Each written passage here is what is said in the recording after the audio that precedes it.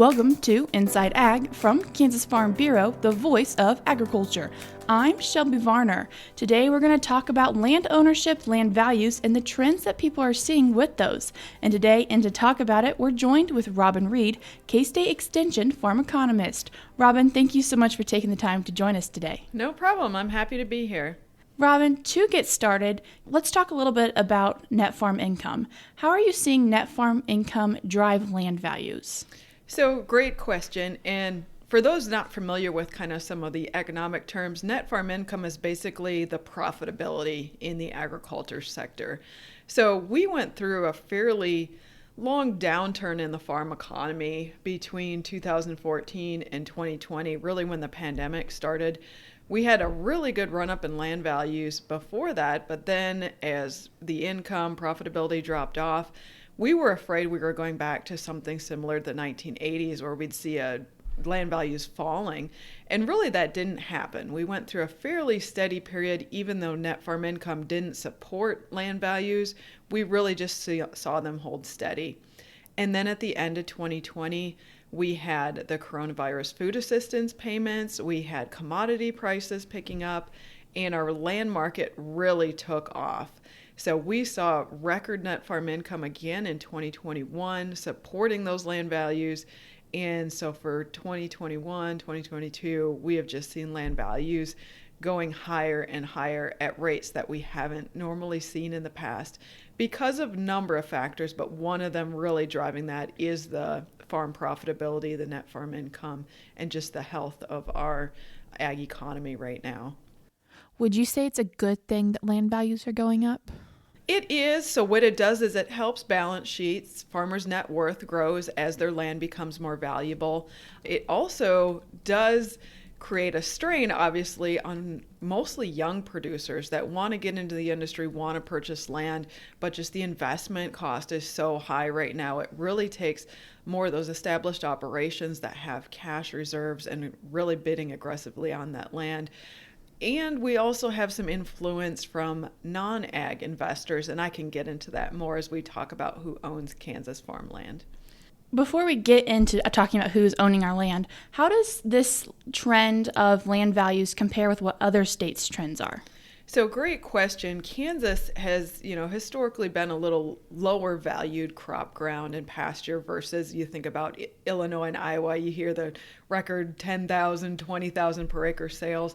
But if you look at a couple different sources here from what happened last year, National Ag Statistics Service has Kansas both in pasture land and non-irrigated crop ground up about 25% over the value they had in 2021. So a 25% jump in land values is pretty large.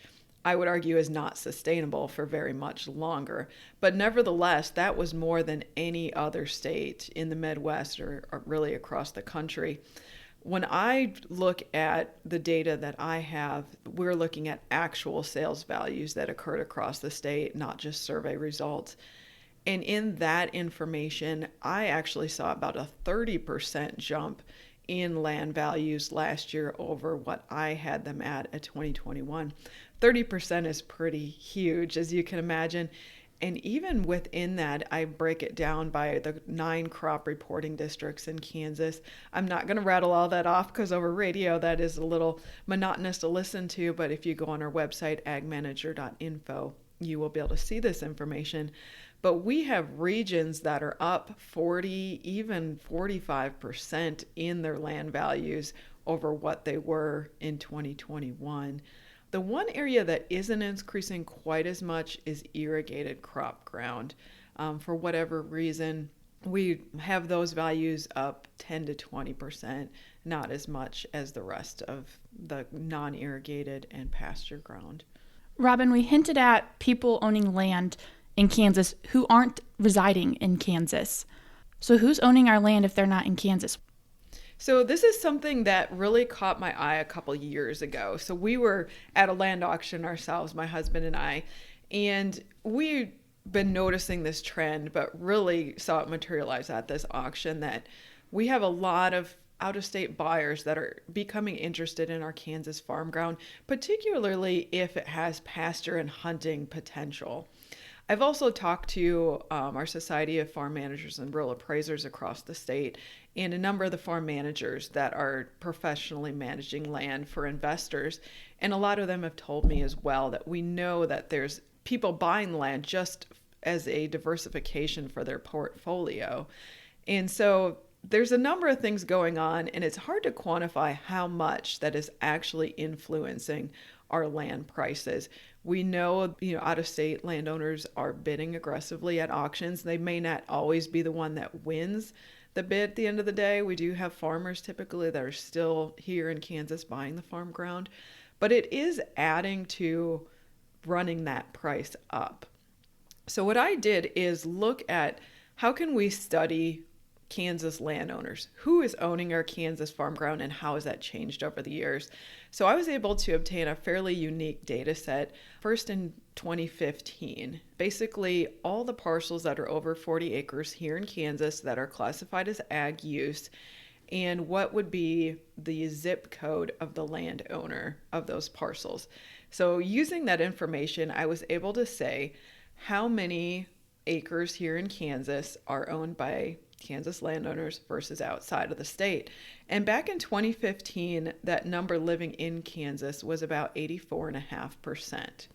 This was a little higher than I would have expected, actually, but there's a little disclaimer there in that the address I have is where their tax statement goes to. So some of that, if they're professionally managed by a farm manager, they probably are outside the state, but we just don't know because the tax statement would go to the farm manager. So, but nevertheless, that was a good benchmark to start from. I also looked at, does the landowner live in the same county as their parcel? Knowing we have a lot of landowners in Wichita or Kansas City. And that came out on the state level about 55% of landowners still live in the county of the parcel that they own. Now, what was really interesting to me about the 2015 data is, okay, if these landowners live outside of the state of Kansas, where do they live? I would expect Colorado, Missouri, Nebraska, our bordering states, but it was very interesting. So Kansas, again, 84.5%. The next state that owns the most farm ground in Kansas is by far Texas. So Texas landowners own about 2.6% of our farm ground or pasture ground here in Kansas. And then you go to Colorado, Oklahoma, Nebraska, and Missouri. A lot of the other guesses that I tend to get are, California, Florida, Arizona. Some of those start coming in after that, but fairly small compared to those other states. You mentioned you've done this in 2015 and you did this again just recently and you're seeing things change.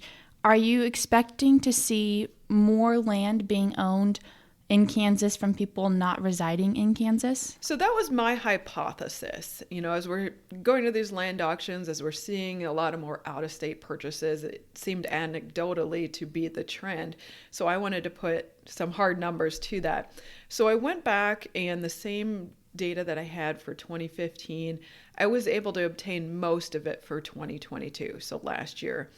There were some counties that I didn't have, but overall, 85% of the parcels I was looking at back in 2015, I could see in 2022 now what was the landowner's zip code on those parcels. So it wasn't a complete comparison, but enough that I feel very confident in what I found. Basically, 9.8 million of those acres in that database changed zip codes of the owner within that 7 years. Now, what does a change zip code mean? What we're looking at is, was the land sold and an out-of-state purchaser bought it? It also could have been an inherited ground that transitioned to the off-farm heirs that may not have been here in Kansas, or the landowner simply moved. So there's a little bit of ambiguity there. But really looking at those parcels that changed, in 2015, 71% of those parcels were owned by people living here in Kansas. In that 7 years, that dropped down to 68%. So not a huge movement, but it definitely shows a small shift of our land being owned outside of the state. What was interesting is when I broke that down by type. So is that non-irrigated, is that irrigated, or is that pasture? And that 3.7% change in how much land is owned outside the state now, only 2.6% actually changed in cropland, where we saw almost 5% shift in our pasture acres and our grass acres. So those combined made up that 3.7%, but it's definitely more the pasture and the grass acres that are shifting outside the state, which would support the hypothesis that we're really seeing more hunting, the access to hunting ground driving that. The other kind of nugget of information I was able to pull out of there was, again, Kansas being the top owner of Kansas ground, Texas being number 2. As Kansas is decreasing and more landowners are outside of Kansas, Texas is picking up a lot of that ownership. Colorado being the second one that's picking up more of that ownership. And the rest is a fairly small shift. But yeah, interesting as we start seeing more and more land. And I do think this trend is going to continue. We just know population growth wise in our rural areas, we continue to see declines. And as that ownership of that land goes to the next generation that might not be in that area or might not even be in our state, I'm definitely gonna keep watching this trend as we see it in the coming years. Another trend that you've researched and looked into is owning land is important, but so is renting land. And so, as a lot of people in agriculture also rent land, are you seeing changes in cash rent prices? So I wish I had better cash rent information like I do land values. Again, when I'm researching land values across the state, I'm looking at actual sales that occurred in every county in all of 2022. So I have a pretty good radar on what's going on with land values.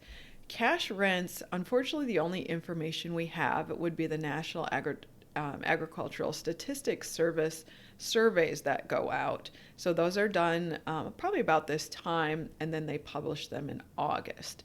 So when we looked at the values last year, as we're seeing land go up in value quite aggressively, as I talked about, 25 or 30%, we're not seeing cash rents going up near as aggressively. And there's a couple things going on there. One, we don't renegotiate cash rents every year. A lot of these are 3-year, 5-year leases, something like that, where that cash rent isn't negotiated. And then there's also a lot of other moving pieces with that cash rent. A lot of times it might be a family to family during a transition. It might be a longtime neighbor that there's some other assistance provided for, that it's maybe not a going market cash rent. So what we're seeing in cash rent is just, yes, there's an uptick, but it doesn't correlate near as aggressively to land values.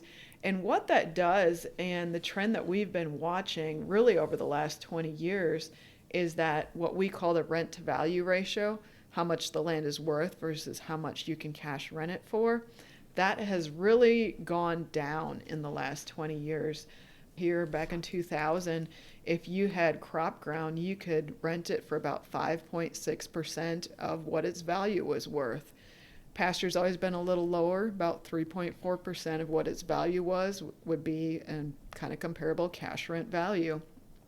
Fast forward, actually now 22 years later, 2022, if you have non-irrigated crop ground, the cash rental value on average is about 2.2% of its value, and pasture is about 1.1% of its value that you could expect in a cash rental rate.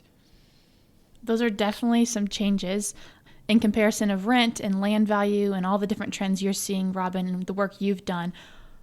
A lot of information, a lot of numbers, but why is this important to the people in agriculture? So that's also a great thing to talk about. Obviously, I alluded to young farmers. As we're trying to get into the industry, it is very aggressive out there to try to even purchase a parcel or get a cash rent on some crop ground or some pasture and really be able to maintain a profitable operation. As I said, some of this is good because it supports farmers' balance sheets. We want land to increase in value. I don't think we want it to increase near as fast as we're seeing right now, just because it does put a lot of pressure on profitability in the ag sector if we do have to pay these land values and do have to pay these cash rents. But end of the day, that is making our farms more valuable for the farmer's balance sheet. As I said in the beginning, I like to track this information just because it seems like there's a lot of hearsay going on. Our coffee shops, we talk about these record sales that occurred. But what doesn't get talked about too is just kind of the normal sales. And even though we're showing a very aggressive increase in land values, there's still a lot of what I call normal sales going on out there that aren't setting records. And so I want to just make sure we get information out there that shows the distribution of sales. What I will have out here in another week or two is what we call our Kansas Land Values and Trends book. And in that book, I compile all the sales that occurred in 2022. And if in each county I have more than 4 sales that are primarily crop ground or pasture, I will report that in the book, average for the county, along with a minimum and a maximum value. So you can really see the range of sales that occurred in that county last year. And I know this is really great information just to see kind of what comparable values are within a county if you're looking at a parcel to buy or looking at a parcel to sell. Robin, is there anything else you'd like to share with people? Yeah, in closing, I think I would just like to, tell people kind of keep your eye on what's going on out there. As I'm talking to appraisers again right now, as we're, really into past quarter one of 2023, what I'm hearing is that land values are starting to cool off some. Now, I don't want to scare people in saying we are going down in value. I do not at all anticipate that we are going to go down in land values. We do think and we do see net farm income and profitability getting tighter for farmers and ranchers in this coming year. 2021 was phenomenal. 2022 wasn't bad, but we had a lot of areas in severe drought. We had some yield problems. We have commodity prices coming down a little bit. And as we're forecasting what we're going to see in the coming year, we are a little concerned about profitability being less than it has been, especially if we have these continued drought issues. So I would just encourage people, kind of be watching the market. Like I said, I'd see it not climbing near as aggressively this year, but I anticipate it still being strong. Interest rates are obviously going to be influencing. I think right now there's still a lot of cash out there from the good years of net farm income in 2020, 21, 22. So we are going to still see some aggressive bidding on land sales, but I really do think these climbing interest rates are going to start helping cool off the market a little bit. Inflation continues to go up, which is going to add pressure to our land values going up as well. And then really the wild card out there that we spent a lot of time today on is that non-ag investment. Kind of 2 things going on there. As the stock market has been highly volatile, we've actually seen people more interested in land just because it's had a fairly steady growth rate over time, beat out inflation, is a good hedge against inflation, diversifying the portfolio. So I think we will continue to see that outside influence on our Kansas land values. And again, a lot of that pressure that I quantified is also interest in hunting in our state. So overall, I guess just keep watching the land market. I do anticipate it continuing to go up, but not near as aggressively as we've seen the last couple years. Robin, thank you so much for taking the time today and come and share about some of the work you've completed. Oh, it's been my pleasure. Thanks for having me, Shelby. That was K-State Extension farm economist Robin Reid talking about land ownership, land values, and the trends she is seeing. If you'd like more information on this, you can go to agmanager.info. And if you have any questions, you are welcome to contact Robin Reid at robinreid@ksu.edu. That is ROBINREID@ksu.edu. If you enjoyed the podcast, please give it a like. I'm Shelby Varner, and this has been Inside Ag from Kansas Farm Bureau, the voice of agriculture.